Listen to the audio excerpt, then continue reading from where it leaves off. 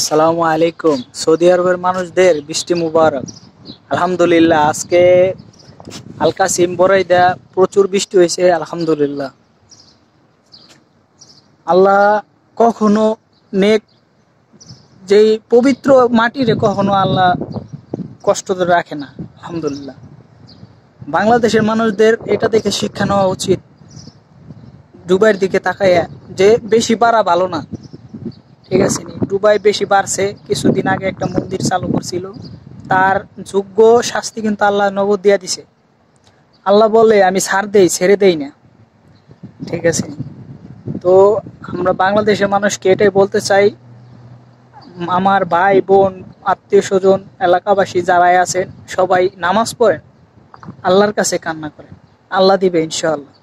বৃষ্টি তো একটা সামান্য বিষয়, এর চাইতে বড় বড় উপহার আল্লাহ আপনাদের জন্য রেডি করে রাখছে, শুধু আপনাদের চাওয়ার তরিকা ঠিক নাই।